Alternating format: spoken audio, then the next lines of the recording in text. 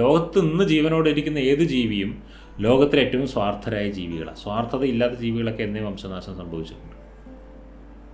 സ്വാർത്ഥത കൊണ്ടാണ് അത് മുന്നോട്ട് വന്നിട്ടുള്ളത്, ഇവല്യൂഷൻ സംഭവിച്ചിട്ടുള്ളത് അവിടെ. അത് നമുക്ക് ബോധം വേണം.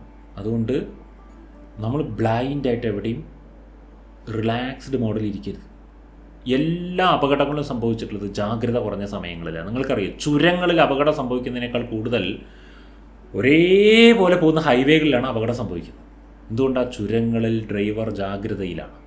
സമതല പാതയിൽ അവൻ ജാഗ്രത വിട്ടു, അവൻ്റെ കൈയും കാലൊക്കെ എടുത്തു കഴിഞ്ഞു, സ്റ്റിയറിംഗ് പോലും പിടിക്കണ്ട, വണ്ടി പോകുന്ന അവസ്ഥയിലാണ്. ആ മൊമെൻറ്റിലാണ് മനുഷ്യൻ ജാഗ്രത കളയുന്നത്. അതുപോലെ ജീവിതത്തിൽ മനുഷ്യൻ ആപത്തുകൾ വരുത്തി വയ്ക്കുന്നത് മതിമറന്ന് സന്തോഷിച്ച നിമിഷങ്ങളിലായിരിക്കും. പക്ഷേ ആപത്ത് കാണുന്നത് അന്നായിരിക്കില്ല, കുറേ കഴിഞ്ഞിട്ടായിരിക്കും. പക്ഷെ മതിമറന്ന് സന്തോഷിക്കുന്ന നിമിഷങ്ങളിൽ മനുഷ്യൻ ആപത്തിനുള്ള വിത്തിട്ട് വയ്ക്കുന്നുണ്ടായിരിക്കും. ചില വാഗ്ദാനങ്ങൾ, ചില പ്രതിജ്ഞകൾ, ചില ട്രാപ്പുകൾ, ചില വിട്ടുവീഴ്ചകൾ, ഇതൊക്കെ ജീവിതത്തിൽ പ്രശ്നങ്ങളുണ്ടാകും.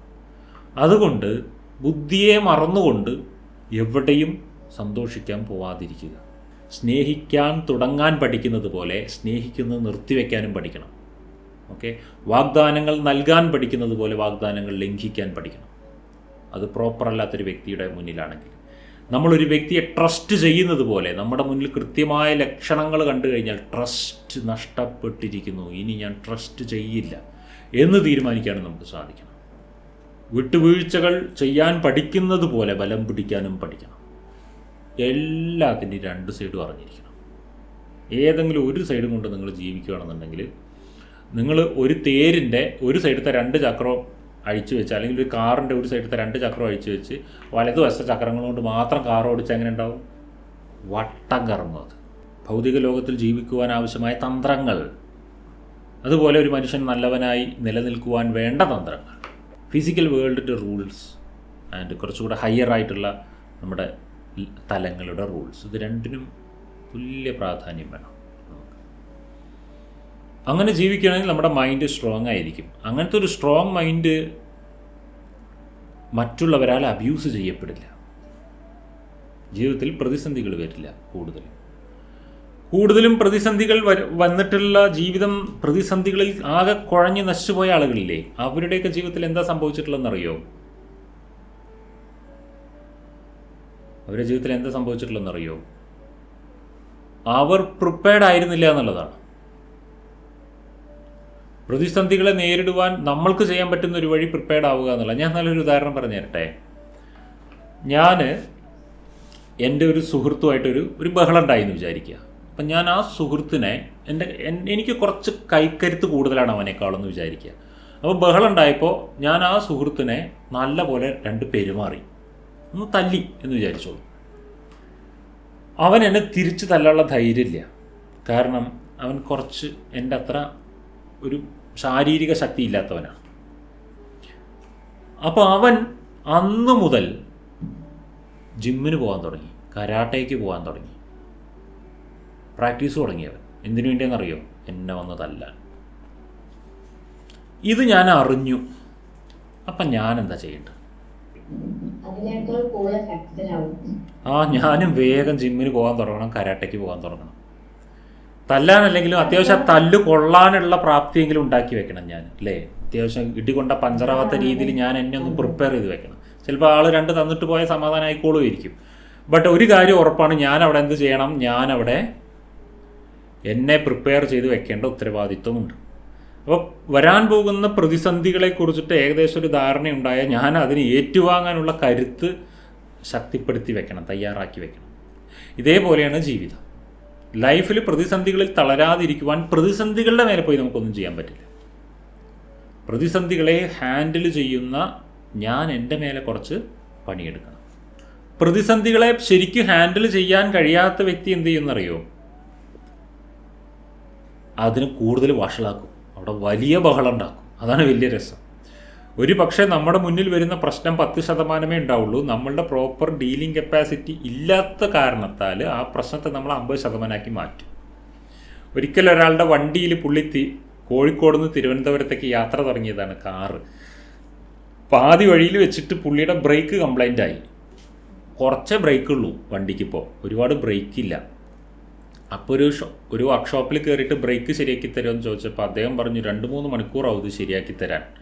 അപ്പോഴേക്ക് ഇദ്ദേഹം പോകുന്ന കാര്യം മുടങ്ങും. അപ്പോൾ വേഗം എന്തെങ്കിലും ചെയ്തു തരാൻ പറ്റുമോ എന്ന് ചോദിച്ചു. അപ്പോൾ ഈ വർക്ക്ഷോപ്പത്തെ ആൾ പറഞ്ഞു, ഞാൻ ഒരു കാര്യം ചെയ്തു, എൻ്റെ ഹോണിന് സൗണ്ട് കൂട്ടിത്തരാമെന്ന് പറഞ്ഞു. ബ്രേക്ക് പോയ കാറിന് പരിഹാരം നല്ല ഹെവി ഹോണ് വെച്ച് കൊടുത്തു. അപ്പോൾ ആ കാറ് പോകുന്ന കണ്ടാൽ അറിയാം എന്ത്, അത് കൺട്രോൾ ഇല്ലാത്ത കാറാണ്, എല്ലാവരും മാറിക്കോളുക എന്നുള്ളതാണ്. ഇതുപോലെയാണ് നമ്മുടെ അവസ്ഥ. നമുക്ക് ബ്രേക്ക് കുറഞ്ഞാൽ നമ്മുടെ ഹോണിന് സൗണ്ട് കൂടും. ബ്രേക്കുള്ള വ്യക്തിയുടെ ഹോൺ സൈലൻ്റ് ആയിരിക്കും. കൺട്രോൾ ചെയ്ത് വണ്ടി ഓടിക്കാൻ അറിയുന്ന ആൾ അധികം ഹോൺ അടിക്കാറില്ല. അല്ലാതെയുള്ള സൊല്യൂഷൻസ് അവൻ്റെ കയ്യിലുണ്ടാവും.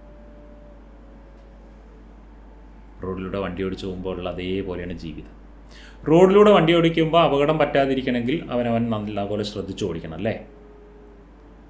പക്ഷെ നമ്മൾ മാത്രം ശ്രദ്ധിച്ച് ഓടിച്ചാൽ മതിയോ? റോഡിൽ പലരും ഓടിക്കുന്നുണ്ട്.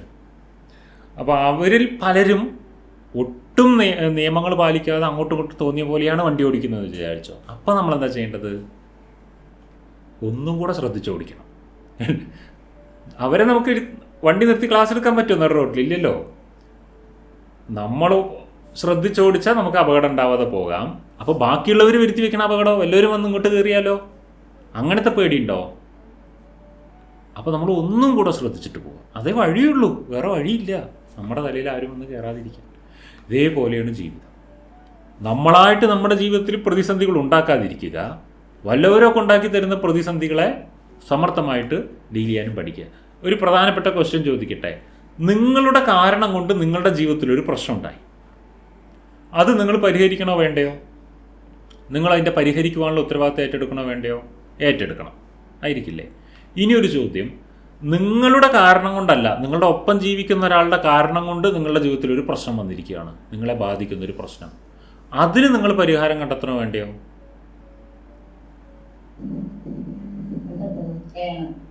എന്തുകൊണ്ടാണ്? നമ്മളെ ബാധിക്കുന്നുണ്ട്. ഉണ്ടാക്കിയത് ആരാന്ന് ഒരു വിഷയമല്ല അല്ലേ? നമ്മളുടെ കയ്യിൽ നിന്ന് കത്തിപ്പിടിച്ചൊരു പടക്കം നമ്മുടെ കാലിൻ്റെ ചുവട്ടിൽ വീണാലും നമ്മൾ അതിനെടുത്ത് അങ്ങോട്ട് ഇടണം. വല്ലവരും കത്തിച്ച് നമ്മുടെ കാലിൻ്റെ ചുവട്ടിൽ ഇട്ടാലും നമ്മൾ അതിനെടുത്ത് അങ്ങോട്ട് ഇടണം. അത് അവൻ ചെയ്ത പ്രശ്നമാണ്. ഞാനാണോ പരിഹാരം കണ്ടെത്തേണ്ടത്? അല്ല, പൊട്ടിയ ഞാനാണ് തകരാൻ പോകുന്നത്. അപ്പോൾ പ്രശ്നം ഉണ്ടാക്കാൻ പലരും ഉണ്ടാകും, പരിഹരിക്കേണ്ടത് നമ്മുടെ ഉത്തരവാദിത്വമാണ്.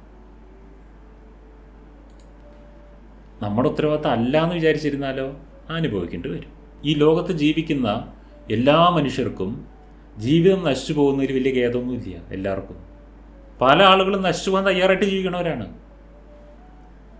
അപ്പോൾ പല ആളുകളും സ്വന്തം ജീവിതം നശിച്ചു പോകാൻ പോലും തയ്യാറായി ജീവിക്കുന്ന ആളുകളുടെ ഇടയിൽ അത്യാവശ്യം ജീവിക്കാൻ ആഗ്രഹമുള്ള ആളുകൾ പെട്ടുപോയിട്ടുണ്ടാവും. അപ്പം അവർക്കൊതൊരു കുഴപ്പമില്ല. അവർ നശിച്ചാലും നിങ്ങൾ നശിച്ചാലും ഒന്നും അവർക്ക് കുഴപ്പമുണ്ടാവില്ല ചിലപ്പോൾ. പക്ഷെ നമുക്ക് കുഴപ്പമുണ്ടേ. അപ്പോൾ നമ്മൾ ശ്രദ്ധിക്കുക. പ്രതിസന്ധികളിൽ തളരാതെ നമുക്ക് ജീവിക്കാൻ സാധിക്കണമെങ്കിൽ പ്രതിസന്ധികൾ വരാൻ വേണ്ടി വെയിറ്റ് ചെയ്യരുത്. സാധാരണ ദിവസങ്ങളിൽ തന്നെ ശ്രദ്ധ കൂട്ടുക.